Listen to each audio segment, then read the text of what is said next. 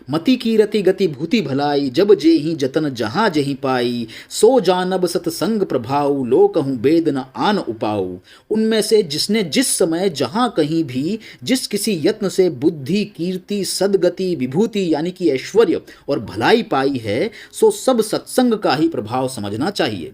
वेदों में और लोक में इनकी प्राप्ति का दूसरा कोई उपाय नहीं है। बिनु सत्संग विवेक न होई, राम कृपा बिनु सुलभ न सोई, सत्संग मुद मंगल मूला, सोई फल सिद्धि सब साधन फूला। सत्संग के बिना विवेक नहीं होता और श्री राम जी की कृपा के बिना वह सत्संग सहज में मिलता ही नहीं। सत्संगति आनंद और कल्याण की जड़ है। सत्संग की सिद्धि यानी कि प्राप्ति ही फल है और सब साधन तो फूल है। सठ सुधरहि सत्संगति पाई, पारस परस कुधात सुहाई, विधि बस सुजन कुसंगत परहि, फनी मनि सम निज गुण अनुसरहि। दुष्ट भी सत्संगति पाकर सुधर जाते हैं।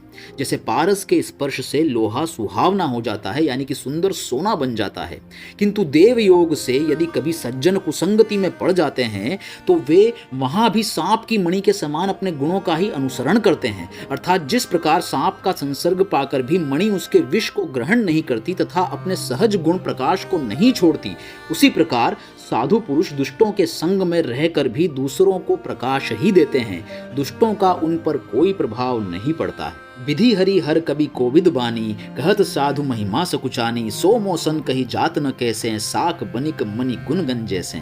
ब्रह्मा विष्णु शिव कवि और पंडितों की वाणी भी संत महिमा का वर्णन करने में सकुचाती है। वह मुझसे किस प्रकार नहीं कही जाती, जैसे साग तरकारी बेचने वाले से मणियों के गुण समूह नहीं कहे जा सकते। बंदों संत समान अचित हित अनहित नहीं कोई, अंजलि गत शुभ सुमन जिमी, सम सुगंध कर दोई। मैं संतों को प्रणाम करता हूँ जिनके चित्त में समता है, जिनका न कोई मित्र है और न शत्रु।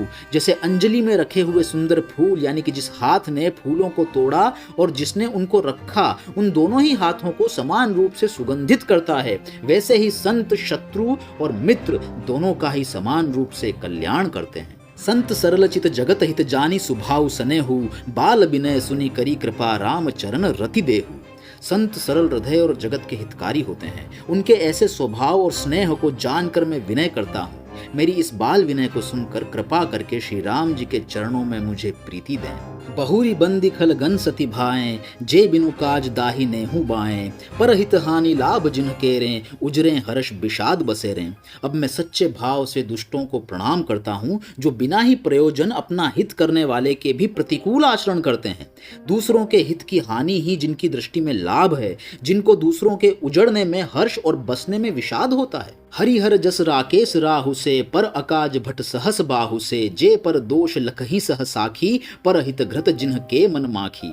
जो हरि और हर के यश रूपी पूर्णिमा के चंद्रमा के लिए राहु के समान है, अर्थात जहाँ कहीं भगवान विष्णु या शंकर के यश का वर्णन होता है उसी में वे बाधा देते हैं, और दूसरों की बुराई करने में सहस्त्र बाहु के समान वीर हैं, जो दूसरों के दोषों को हजार आंखों से देखते हैं, और दूसरों के हित रूपी घी के लिए जिनका मन मक्खी के समान है, अर्थात जिस प्रकार मक्खी घी में गिरकर उसे खराब कर देती है और स्वयं भी मर जाती है, उसी प्रकार दुष्ट लोग दूसरों के बने बनाए काम को अपनी हानि करके भी बिगाड़ देते हैं। तेज कृसानु रोष महिषेसा, अघ अवगुण धन धनी धनेसा, उदय केत समहित सब ही के, कुंभ कर्ण सम सोवतनी के।